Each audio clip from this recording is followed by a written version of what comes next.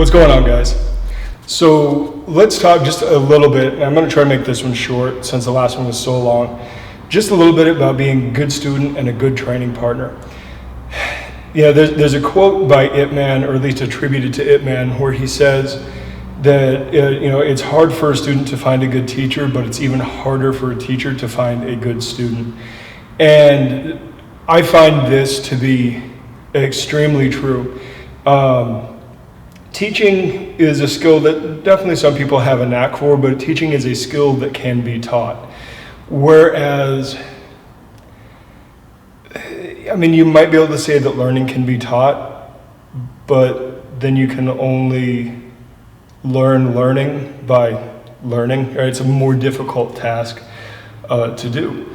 So one of the things that we have to look at is what makes a better student. And the big thing that you have to think about is how do you absorb information? And you have to know this about yourself. There are several different learning styles that have been identified, at least in some categorical fashion. And I've heard, if people want a hair split, I've heard that there's upwards of like 70 something if they're being really, really hair splitting about them.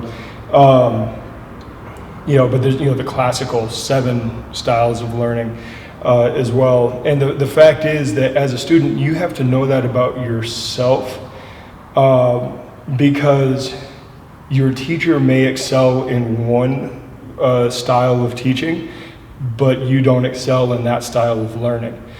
And that means that you have to be able to communicate with your teacher, and you have to be able to communicate with your training partners. If you need to be more tactile, if you need to be more verbal, whatever, then you need to be able to communicate with that, with others that way. On the other side of things, on a much more mechanical side of things, and this is a little less individual, a little more general, being a good student means listening to the teacher. It means doing the drills, the exercises as your teacher asks before you decide to go off and make your own modifications on them. It also means that you need to do your homework, right? And whether it's prescribed homework or not, when it comes to martial arts training, weightlifting, other athletics, there's still articles to be read, books to be read, videos to watch, things that go beyond the actual training session. You need to be able to put in that extra bit of work. Otherwise, you're only going to get so far, especially if you're in the much more recreational martial arts mindset where you go to class 3 times a week and that's all the training you get is 3 hours of class a week. Generally speaking, that's just not going to be enough to get you to a sufficiently high level. Now, if you're okay with that, fine, right? Everybody does things for different reasons, and if you just don't care about getting a high level and you're just going in to sweat and have fun, so be it. But ideally, if you want to make progress, you're going to have to go above and beyond just the training sessions that you're in. Sometimes that may mean scheduling extra training sessions with your classmates outside of class, or if you can, visiting other schools or getting together with other people, going to seminars, things like that, that'll help. There is a lot of stuff that you can do to make yourself better. You also need to be asking questions. You should be taking notes. Write things down, put things in your own words. Don't try to rephrase things the way the teacher did. Try to put things in your own words and your own understanding. So if I tell you something is like a wagon wheel, but it makes more sense to you as a sun gear, then that is your call to make in your own notes, because you need to understand it for yourself. You don't need to understand it to make me happy. You need to understand it because you're trying to learn a skill, and learning a skill means it's like eating food, right? You can't just put it in your face, chew it up, and hope that's enough, right? You actually have to swallow the food and let your body digest it. So you have to be able to put this stuff in your own words and your own understanding before you start digesting the material. Hopefully that clears some of that up. I'm not trying to go into a fully exhaustive explanation of what it means to be a good student. But that is a huge starting point. Now, being a good training partner is going to be similar, except being a good training partner doesn't necessarily have to do with the note-taking and the homework and things like that, but it does have to do with like doing your exercises the way that your teacher, your coach tells you to do them. Give that a chance before you go off and do your own thing. One of the biggest things I see in the HEMA community, because everything comes down to kind of a point sparring game, because we can't train with real swords, we just can't train like that. A lot of it comes down to, hey, that was an effective cut, that was an effective thrust.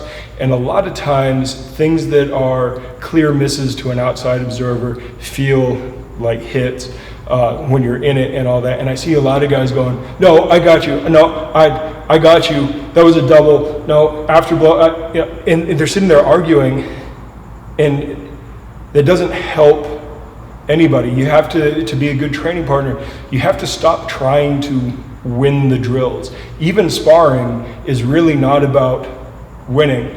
Sparring is a training exercise. Sparring is about learning, which means that you're going to do some things well, you're going to do some things poorly. Sometimes your sparring partner is going to do better than you at certain tactics.